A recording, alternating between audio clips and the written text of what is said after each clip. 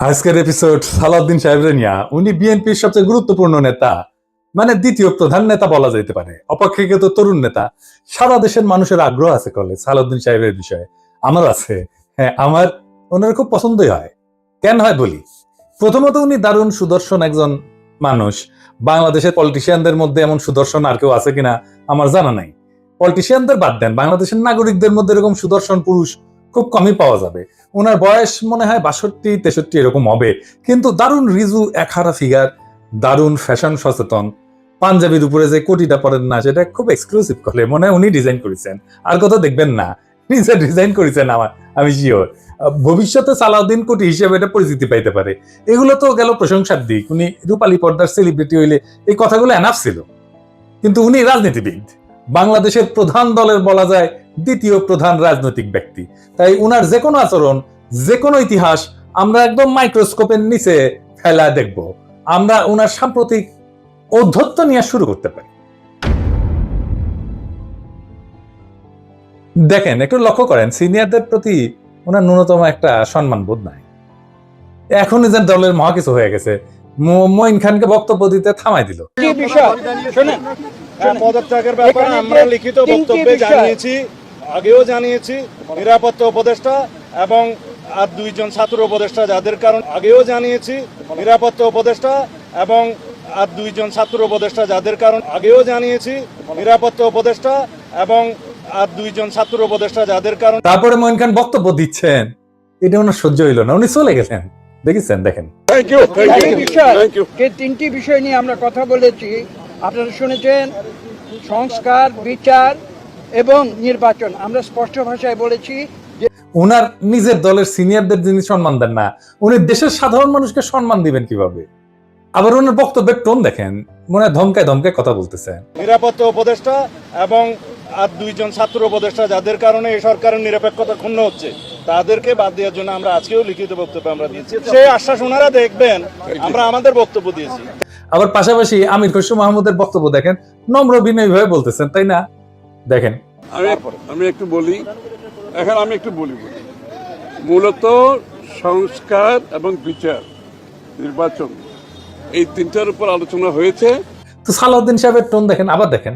নিরাপত্তা উপদেষ্টা এবং আর দুইজন ছাত্র উপদেষ্টা যাদের কারণে এই সরকারের নিরপেক্ষতা ক্ষুণ্ণ হচ্ছে, তাদেরকে বাদ দেওয়ার জন্য আমরা আজকেও লিখিত বক্তব্য আমরা দিয়েছি। মনে হয় ধমকাইতেছেন।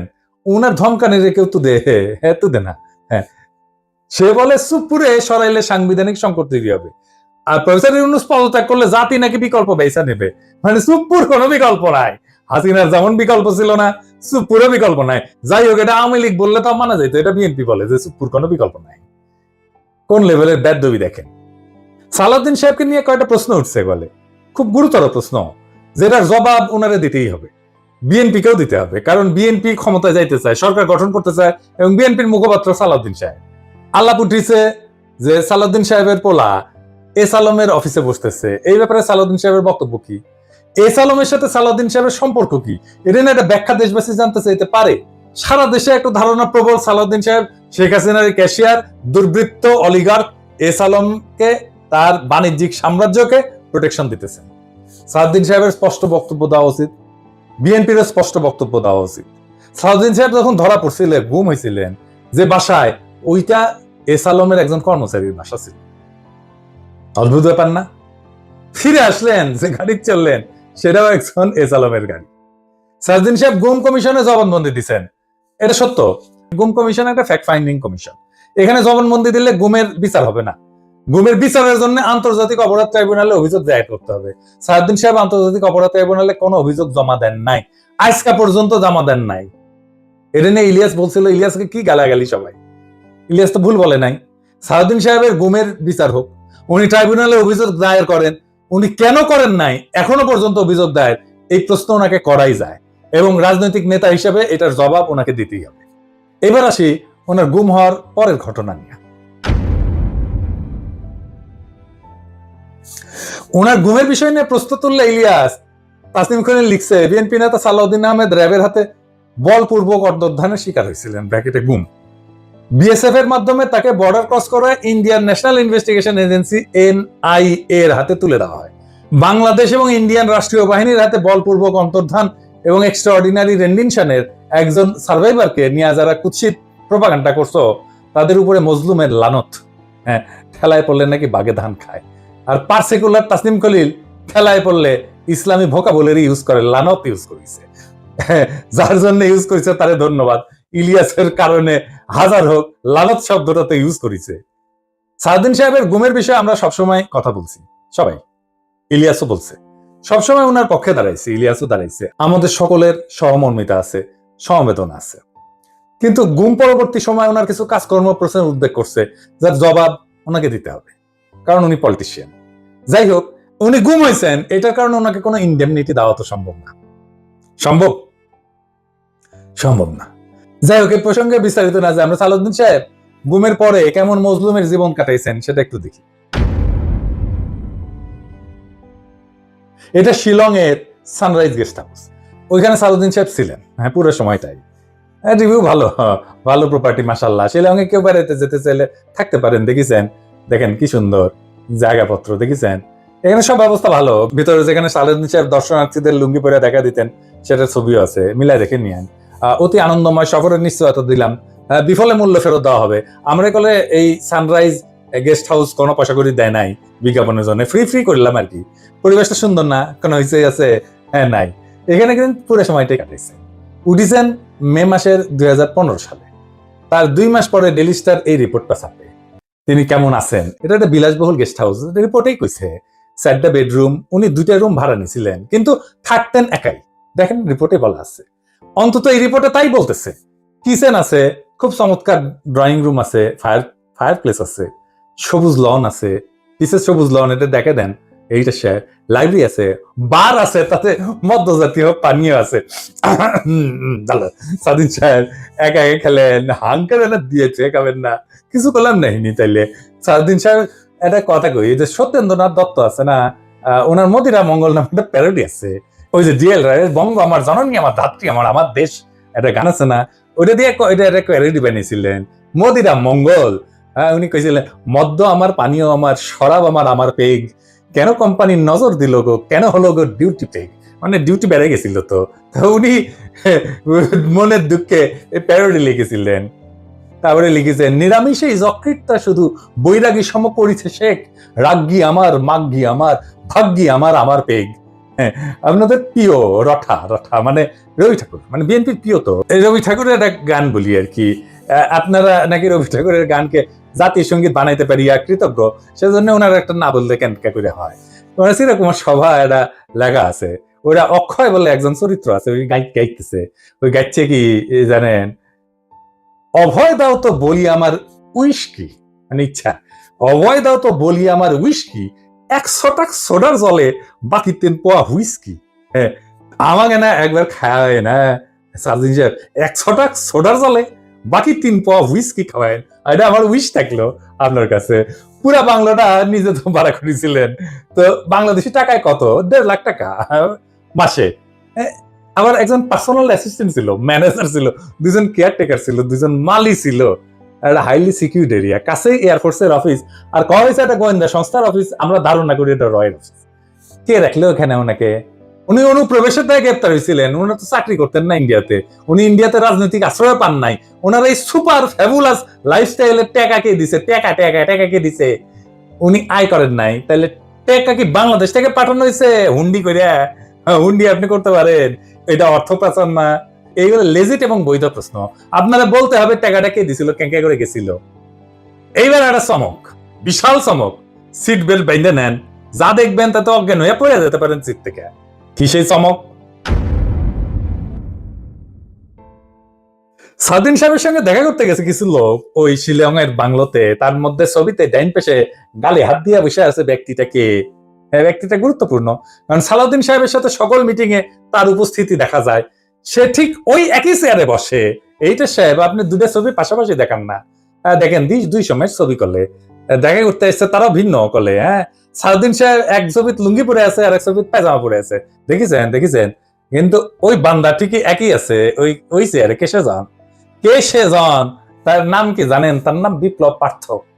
চট্টগ্রামে তাকে সবাই চেনে, আওয়ামী লীগের একজন লেসপেন্সার, আওয়ামী লীগের একজন কর্মী এবং ভারতীয় এজেন্ট হিসেবে। আওয়ামী লীগের 15 বছর পুরোটা সময় দাপটের সাথে জীবনযাপন করে গেছেন। ছিলেন চট্টগ্রাম মহানগর আওয়ামী লীগের সাধারণ সম্পাদক আজম নাসির উদ্দিনের অন্যতম ডাইন হাত। আজম নাসিরের অনলাইনে একটা পোর্টাল ছিল, তার নাম ছিল জয় নিউজ। জয় নিউজের সাংবাদিক হিসেবে দীর্ঘদিন কাজ করেছিল এই বিপ্লব পাঠ্য, মাশাআল্লাহ। কিন্তু এইসব পরিচয়ের বাইরেও তার একটা বড় পরিচয় আছে। বিপ্লব পাঠ্যর মূল পরিচয়, সে ইসকনের চট্টগ্রাম বিভাগের মিডিয়া সেলের সমন্বয়ক। হ্যাঁ, সমন্বয়ক না, সমন্বয়ক। হ্যাঁ, এটা আবার গৌরবে ফেসবুকে ঘোষণা দিয়ে প্রচার করেছিল সে। চট্টগ্রামে চিন্ময় ইস্যুতে সবচেয়ে বেশি যে লোকটা সক্রিয়, সেটা হইতেছে বিপ্লব পাঠ্য। দেখেছেন মিছিলে, দেখেছেন আজম নাসিরকে দ্বিতীয়বার চট্টগ্রাম সিটি কর্পোরেশনের মেয়র নির্বাচনের জন্য মনোনয়ন পাওয়া দেওয়ার জন্য ওই নাকি অমিত শাহর কাছে নিয়ে গেছিল আজম নাসিরকে। আওয়ামী লীগ সরকারের আমলে বিপ্লব নাকি 60 বারের বেশি ইন্ডিয়া সফর করেছে। গর্ব করে কইতো, সব জায়গায় প্রচার করতো। আর এই সমস্ত সফরের নাকি বেশিরভাগই ছিল সরকারি সফর। তার পাসপোর্ট যাচাই করা হোক, তার প্রমাণ মিলবে। ইমিগ্রেশনে খোঁজ নেন, দেখেন কয়বার গেছিল। এটা পুলিশের কাজ, গোয়েন্দা সংস্থার কাজ। কেন একজন ব্যক্তি এতবার ভারত সফরে গেল, সেটার নিশ্চয়ই কারণ আছে। অনুসন্ধান করে রহস্য উদ্ধার করা হোক। এতদিন আওয়ামী লীগ হইলেও, এত সাজলেও আওয়ামী লীগ সাজলেও 5ই আগস্টের পর হঠাৎ কইরা রূপ বদল করে বিএনপি হয়ে গেছে। সব প্রোগ্রামে যায় বিএনপি। একসময় সাংবাদিকতা করলে, এখন পুরোপুরি বেকার করলে, কাজ করে না। তো শোনা যায় আর কি যে ওক নাকি রয় ঢুকাইছে বিএনপির মধ্যে, এবং বিএনপির সমস্ত তথ্য ভারতে পাচার করার জন্য। এমন একজন বিতর্কিত সেনসিটিভ লোক ফ্যাসিবাদী সরকারের সময় কয়েকবার দেখা করছে সালাউদ্দিন সাহেবের সাথে। কি কারণে? সালাউদ্দিন সাহেবকে তো কইতে হবে, কেন সে সব মিটিং এ থাকে। 5ই আগস্টের পর বিপ্লব পাঠ্য শেল্টার হইতেছে, গডফাদার হইতেছে বিএনপির আরেক স্থায়ী কমিটির সদস্য আমির খসরু মাহমুদ চৌধুরী। দেখেন ওর সাথে, দেখেন খালি ঘুরে বেড়ায়। স্বীকৃত, এটা প্রকাশ্য এবং স্বীকৃত। অথচ গত 15 বছরে ছাত্র দল এবং যুব দল করা হিন্দু সম্প্রদায়ের প্রচুর লোক আছে চট্টগ্রামে, তারা কাছে উঠতে পারে না আমির খসরু মাহমুদের। তাদেরকে বাদ দিয়া লীগের দালাল, ভারতীয় এজেন্ট বিপ্লবকে জন্মাষ্টমীর নাম দিয়া চট্টগ্রামের রাজনীতিতে থিতু করার চেষ্টায় মরিয়া খসরু এবং সালাউদ্দিন চক্র। ছবিতে দেখেন বিপ্লব পাঠ্য মোদির সাথে ছবি, দেখেছেন? মোদির সাথেও ছবি, সালাউদ্দিনের সাথেও ছবি, ইসকনের চিন্ময়ের সাথে ছবি, ইন্ডিয়ান হাই কমিশনের সাথে চট্টগ্রামের বিভিন্ন ইভেন্টে ছবি। এবার বুঝেছেন তো আমির খসরু কেন অমিত শাহের সামনে জুইকাপন নাম করতে যায়? কানেকশন বুঝেন? আমির খসরু, সালাউদ্দিন, ইসকন সব বরাবর। আর একটা ইস্যু আছে, সেটা হইতেছে মরাল ইস্যু। আমার স্কুলে বড় ভাই ডাক্তার ফিরোজ খুব ভালো ছাত্র ছিলেন। ডাক্তারি শেষ কইরা উনার কেরা উঠেছিল, উনি পলিটিক্স করবেন। খালেদা জিয়ার অ্যাসাইনমেন্ট অফিসার ছিলেন, খুব দাপুটের নেতা ছিলেন বিএনপির। শুনতাম উনি নাকি দুর্নীতি করে ফাটাই ফেলিছে। তারপরে শুনি 111-এর পর অস্ট্রেলিয়াতে গেছে। একটা ছোট্ট ঘরে 2 মেয়ে সহ পুরা পরিবার নিয়ে থাকতেন। ওই একই ঘরে থাকা, ঘুমানো। নিজে নাইট গার্ডের চাকরি করেছেন ডাক্তার। হারিস চৌধুরী সিলেটের জমিদার বংশের ছেলে, রাজনীতি করে এসে সব হারিয়েছিলেন। 111-এর পরে থাকতেন পান্থপথে, খুবই দিনহীন ভাবে, পরিচয় লুকায়। মারাও গেছেন পরিচয় লুকায়, বেওয়ারিশ হিসাবে তাকে দাফন করা হয়েছিল। নিরাপত্তার কারণে পেট চালানোর জন্য চাঁদনি চকে কাপড়ের দোকানে কর্মচারীর কাজ করতেন। সেরা পাঞ্জাবি পরতেন, রিক্সায় চড়ার পয়সা ছিল না, হাইটে যেতেন। মির্জা ফখরুল নিজেই বলছেন, এই আওয়ামী লীগের আমলে বিএনপির নেতা কর্মীরা বাড়ি ছাড়া হয়ে ঢাকায় এসে রিক্সা চালায়, উনি কান্দিছিলেন, ফ্যাস ফ্যাস করে কান্দিছিলেন। আর আপনি সালাউদ্দিন সাহেব রাজার হালে থাকেন, শিলংয়ে লজ্জা লাগে না সালাউদ্দিন সাহেব? আপনার ভারতে থাকার টাইমে সকল খরচা কিভাবে করেছেন জাতিকে জানাইবেন। ইসকনের সাথে আপনার কি সম্পর্ক সেটাও জানাবেন। জাতির এটা জানার অধিকার আছে। 1975-এ সোহরাওয়ার্দীর বডিগার্ড জয় বাংলা হয়ে যাওয়ার পরে বেশ কিছু বছর কাটাল রানী ইন্ডিয়াতে ছিল। সেখান থেকে বাংলাদেশে ফিরে আমাদের উপরে স্টিম লোডার চালাইছে, ফ্যাসিবাদের সাথ দিয়ে আবার ভারতে পালায় গেছে। অনেকে বলে হাসিনা পালায় যাওয়ার পরে সালাউদ্দিন নামের এই বিএনপির নেতাকে ভারত বাংলাদেশে পুশব্যাক করে দিছে। এতদিন আসতে পারেননি উনি, তারপরে 1 সপ্তাহ যায়নি হাসিনা পড়ছে ওনারে পেটে দিল, আগে পাঠাচ্ছিল না। কাকতালীয় ভাবে জীবনের বড় একটা সময় হাসিনার চেয়েও বেশি সময় ভারতেই ছিলেন। তো এই সালাউদ্দিন সাহেব ইদানিং হাসিনার মতো উদ্ধত ভাবে কথাবার্তা বলা শুরু করেছেন। সামনে ওনাকেও সম্ভবত আমরা হাসিনার প্রতিবেশী হিসেবে ভারতে দেখতে পাবো, মাশাআল্লাহ। সালাউদ্দিন সাহেব, মানুষ আপনারা ইন্ডিয়ান মাল ভাবে, আপনি শুনেন না, কিন্তু ক্যামেরা ঠিকই শুনে। এই যে দেখেন আপনারা কয় ইন্ডিয়ান মাল আসিছে।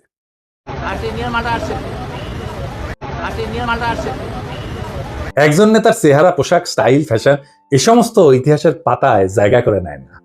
ইতিহাস মনে রাখে নেতৃত্বের সততা, আত্মত্যাগের পরিমাণ, আর সেই নেতার অবস্থান দুর্দিনে কোথায় ছিল। সালাউদ্দিন আহমেদ নিঃসন্দেহে গুমের শিকার হয়েছিলেন। সেই সময় দেশবাসী তার জন্য কাঁদছে। কিন্তু একজন মজলুম যখন বিলাসের চাদরে নিজেকে মুড়ায় ফেলেন, যখন নিজের গুমের বিচার আন্তর্জাতিকভাবে দাবি না কইরা তার রাজনৈতিক মূলধন বানায় ফেলেন, তখন প্রশ্ন ওঠেই। এবং এই প্রশ্ন তার ব্যক্তিগত না, সমগ্র বিরোধী দলের নৈতিক ভিত্তির উপরে আঘাত আনে।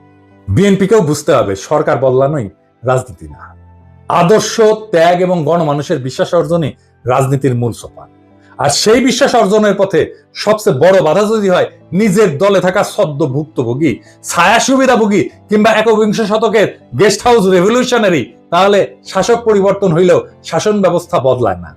সালাউদ্দিন সাহেব, আপনি যদি সত্যিই গণতন্ত্র চান, তাহলে সাংবাদিকের ধমকানো বন্ধ করেন, দলের সিনিয়রদের সম্মান করেন, জাতীয় ঐক্যের প্রতীক প্রফেসর ইউনূসকে তার যোগ্য সম্মান দেন, সম্মান নিয়ে কথা বলেন।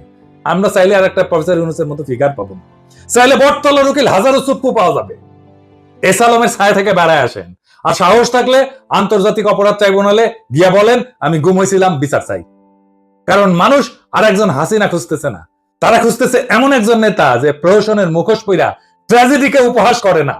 মানুষ ইতিহাসের পুনরাবৃত্তি চায় না, তারা ইতিহাস বদলাইতে চায়।